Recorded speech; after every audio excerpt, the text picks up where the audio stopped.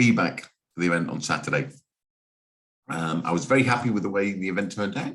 So I wrote down some feedback and also went through the list unit by unit. And so we'll go through that now. And I'll give you what insight I've managed to glean about the game. So firstly, play the scenario. I know it sounds simple. It's probably the same for most game systems, but in this game system, the amount of stuff that dies doesn't really matter at all as long as you win the scenario. So there's no victory points, no breaking like in War Master. So if you lose 50%, you're gone. No, none of that. As long as you've got enough stuff to win the scenario, you're good to go. So if you play the scenario and your opponent plays to kill your stuff, you will likely win. Armies don't break, so stuff dying is to be expected. It's not only to be expected, dying and breaking can get really hairy, scary. After 2 turns, there really isn't a lot of stuff left. Certainly not stuff left at full functionality. Number 2, Gargant needed a lifter dropper, not 3 super guns. I spelled super guns wrong, not very orky. Difference between 5 BP and 8 BP isn't enough to warrant the extra gun, the extra BP. The third BP is just an extra the extra BP, the 8 BP over 5, just generates another template. And the way the templates work is they have to be, you put the first one down and then the other ones have to touch the first one. So I thought you could chain them, but you can't. So that makes them of limited use, really. The difference between 2 templates and 3 templates really isn't enough, especially when you combine it with the fact that most of the time you're going to be doubling. And at best, you're going to be hitting on 5s. Yeah, it's a big weapon. It's a macro weapon. But sometimes you're going to be hitting on 7s when, I mean, I was shooting at another Gargant and it was towing terrain and it was on a 7. Oh my God, what a waste of time. So sometimes all he's going to do is give out a couple of blast markers, which seems like a waste, but then we find out his real talents. So Horatio, the nice fellow he is, I asked him, he won the last tournament in Daventry, and I asked him how to get the most out of the Gargant because I really wasn't seeing it. And he explained that basically you want this Gargant to give out firefight. So getting within 15 centimeters of stuff, do we shooting on 6s or whatever, and then engage the stuff that you're within 15 centimeters with other stuff. And then he will put in his firefight. So I'll talk that out before, but just before we go there, he does have a really annoying 90 degrees angle to his line of sight, which is pretty irritating, to be fair. So you have to be careful that you point him in the right direction. Lots of stuff. I mean, he does have a couple of weapons, like the head spins around and shoot in any direction, but he's not as, you'd expect a big Gargant to be able to shoot all around, but he can't. When he is engaging in support, he puts 12 attacks on 3s, and that is no joke. And that can be multiple times turns. I mean, 12 attacks on 3s is 8 hits. And if stuff's lightly armored or no armor, that can do an incredible amount of work on its own. Gargants can claim cover by towing terrain, so do it. It used to be the same in War Master or War Machine. You'd have these massive models with a millimeter of the foot in terrain, and then they get cover, whatever. It is what it is. You can do it, so you should do it. Feels horrible and gamey, but you should do it. For the big boy dangerous terrain test, I failed only on a double 1, so just do it. Just run through terrain. Who cares? Even if you fail, it's on your shield, or he can have 7 to 12 shields and 12 wounds, whatever. Forget about it. Just run through it. Try and break stuff of your opponent that hasn't been activated. It's pretty easy to break formations, small formations, or small DC formations, like small war engines and stuff, with just a few blast markers and a bit of damage or kills. So basically, if you can spot small formations and get a couple of hits on them, and maybe a kill, you can stop that formation activating and what's the word? Regrouping or whatever the word is at the end of turn isn't that easy potentially. So especially for stuff like orcs, if you've got not many models left. So breaking stuff early in the game can be massive because you can take them out of the game virtually. Another thing, anything shooting at anything causes a blast marker, even if you can't damage it, so do it. So even if your scouts that only have AP weapons see a Titan, just shoot a Titan. You give them a blast marker, you'll take a shield off. Why not? Or shoot something else. Just you can. It's bizarre that you can damage. You can give stuff blast markers that you can't damage. It's a vagary of the game. So just you have to learn to play the game system. So you have to do it. Whatever. Don't assault or engage stuff until you've given it a blast marker. Blast marker is a big in combat resolution. So it's not that difficult to put a blast marker on something, as I just pointed out in point 8. Having a blast marker on what you are going to assault or engage while you do not have a blast marker gives you a combat advantage of 2. That's big when you're rolling d6s to work out a combat outcome. So get yourself a blast marker on something before you assault it or engage it. And just managed to delete something there. You can, if you put a blast marker on it, retain and then do your assault. So you put the blast marker on it. They think, oh, crikey, someone's going to come and go and do this as an assault now or whatever. Yeah, you are going to do that as an assault. So you retain on a 2-up, especially with the leader around Supreme Commander, which gets a 2-up with a reroll. It's like an agility blood roll test for an elf. So if you see an opportunity to put a blast marker on something, so like Space Marines teleport in, something else puts a like Terminators teleport in, something puts a blast marker on what the Terminator is going to charge or shoot, and then engage or shoot or charge them. Yeah. It's a lot easier than you think to do that within being able to retain everything, but everybody can retain just about, as long as they're doing the kind of retaining they want to do. So here you've got to do a double or engage, but whatever, that's what we want to do anyway. Elder can do it. Oh my God. So they can, and in certain situations, they can do it on the first activation's on a 1-up, so it's automatic. Second activation can be on a 1-up, automatic. And once a turn, they can do it again on a 1-up. So I was in a situation in one of my games where there had been 6 activations in a turn, and only one of them was mine. And I was just sitting around saying, can I have a go? Yes. Because it went first, retained, I had a go, then went again and retained again. And that, yeah, they're using up their activation. So you'll have more activations at the end of the turn. And that, in the end, that is what won me that game. But when you're taking the shellacking and you're not being able to do anything, it can get quite tedious. But that's elves all over, isn't it? Tedious. Right, grades. The army build I gave a B. It went 2-1. It hammered some Space Marines that were all off board. They just couldn't get on board against me. I lost against Orcs, against the guy who won the event, and he played similar list to me, but actually properly designed and properly played. I talked about the Eldar match. I struggled to even want to play Eldar. I mean, there were times in the game I really would have rather not been playing.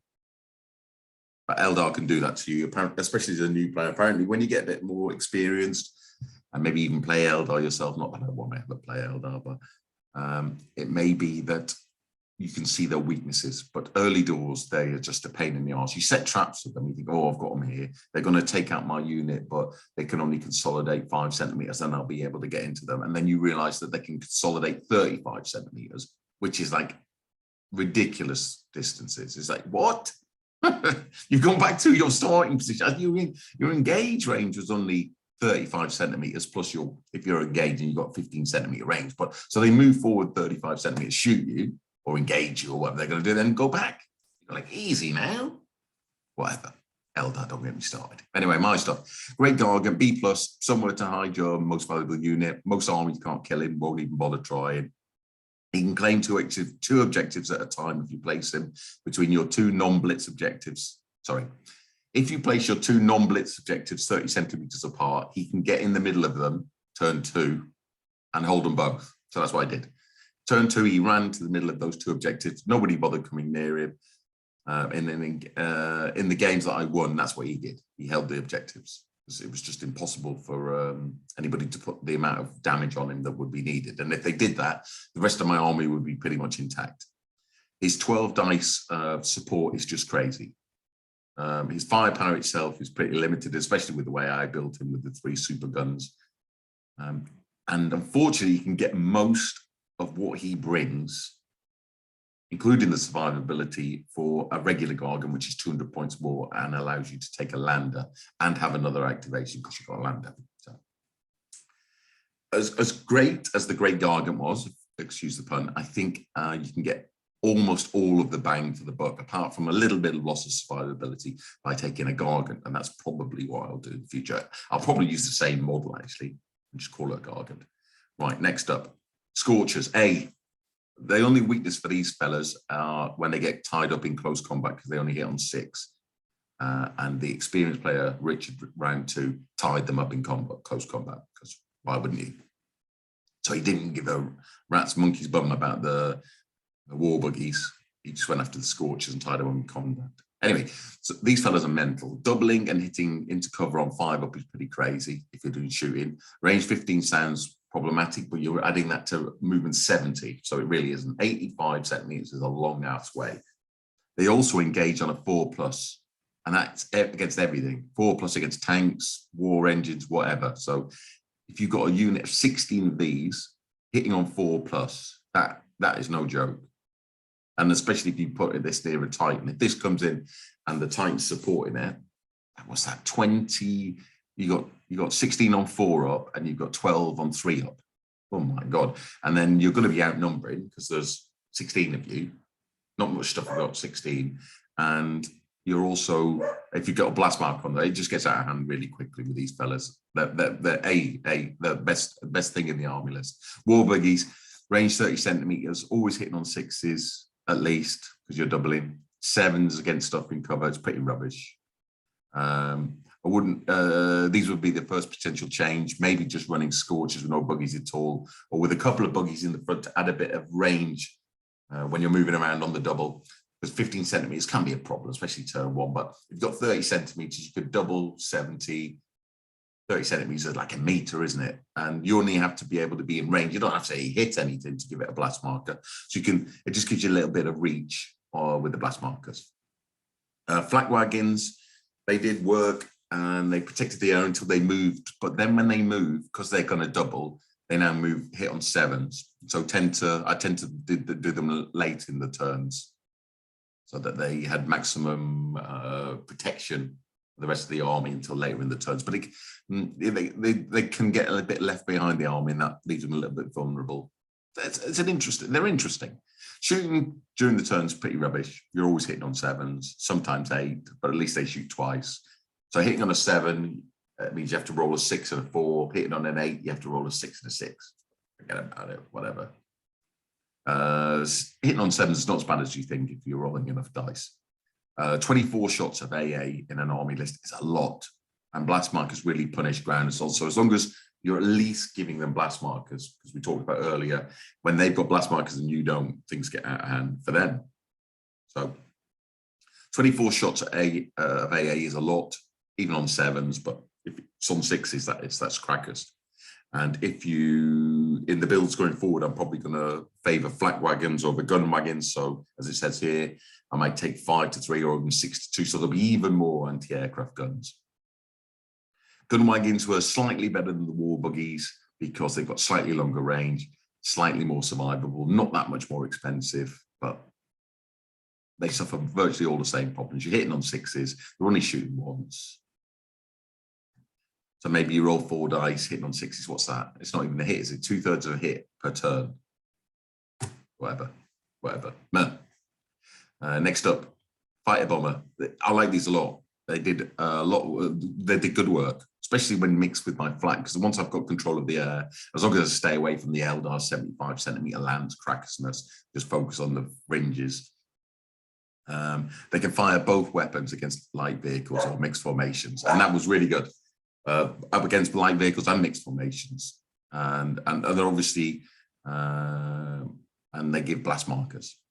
So don't be afraid to fly these on a flank, knowing you can't get back off. Just go off the board the wrong way or off the opponent's table edge and take the blast marker, because even then, coming back on, it's only a 2 up. So that's good. Power of the war. The army rules now, power of the war, always double or engage. Yeah, you can't do anything else. Always double or engage, that's it. If you don't want to do that, then you're playing the wrong army list. Mob rule, big is best when it comes to blast markers, breaking and rallying. You get +2 for 10 plus stands, +1 for 5 stands. So big brigades are great. Huge brigades sound like they'll be good, but you don't have enough activations if you go too far down that. So the kind of sweet spot, you don't really get any more discount for going huge. Stuff still costs the same per unit in the formation. But it obviously means you've got more stuff, so it kind of works a little bit better in the mob rule, but you lose too many activations. Don't forget the Great Gargant gets +2 because he's 12, he's considered himself 12 stands, and so that's a bit of a bonus for him. The regular Gargant's 8, so he only gets +1. Broken stuff is really hard to rally when it goes below 5 stands, which is why small units are not great. Rallying on a 5+ is hard work. Definitely is hard work. So when your bits brigades, who only start at 8, when they go below 5, which is generally where they break, that can get really hard. I mean, I had a unit and then didn't come back. I think they got broken turn 1 and then they can come back. You just couldn't get them back. I mean, on a 5 up, it's only 1 in 3 turns, isn't it? So it's not that unusual at all. I think the army needs 10 activations or more, potentially. I had 9, and that wasn't enough because it meant people could do things like activate cheap scout rubbish, just put them on Overwatch or whatever, it doesn't matter, they don't do it in. And I was having to activate real stuff. And towards the end, that meant that I was kind of having to, they were being able to see what I'd done and then react to it rather than the other way around. So I think if you can get to 10, that's good. If you can get to 11, that'd be even better. I do have a list that I've written over here. I haven't got it on screen, but I have written it, so I will talk you through it. So my new list was going to be a warband, just as it comes. Cult speed, 2 buggies, 14 scorchers. Cult speed, 2 buggies, 14 scorchers. Cult speed, 8 scorchers. 3 bits brigades, all with 5 flak, 3 gun. A Storm Boys warhorde with just commandos. These are just to set up on an objective and kind of force them back a little bit with the zone of control. Gargant with 2 super guns and the warlord in there, and he's probably going to take the super zap gun, or he could take the close combat weapon. I'm not sure about that. Lander to put the warband in to drop on the opponent's blitz and try and get in there, because I found it very difficult to get to the opponent's blitz because that tends to be where they castle around. So the Lander with the warband, what to drop in to try and get at the opponent's blitz. And obviously you can, if you've got stuff going, you could use one of your many quick moving vehicle to get a blast marker on them before you go in. And the fighter squadron, because it's cheap as chips. And it does work. So that's my newish list. 1, 2, 3, 4, 5, 6, 7, 8, 9, 10, 11 activations. We will see. We will see. I have to put the orcs to bed for a little while now because I'm playing in a kind of 2022 league for the UK Epic. And in order to maximize my cheesemongery, I have to play a different army list each event I go to. And I'm probably only going to 4 or 5 events this year if I'm lucky. So it may not be time for me to play Orkies again. Sad days. Well, until 2023, when I'll get this list out. Give it a good go. Anyway, that's the end for me. I've tried to do it on a different medium this time. Hopefully it works all right. And thanks for watching. Thanks to the people that came and said hello in Guildford on Saturday. A couple of them actually watched this. So thank you for watching. Thank you for coming to say hello. I get a bit shy when people talk to me in real life. I don't know why that is. So I kind of go into my shell a little bit. But, thanks for coming to say hello. It did mean something to me, even though I may have been a bit of a shrinking violet. Okay, until next time.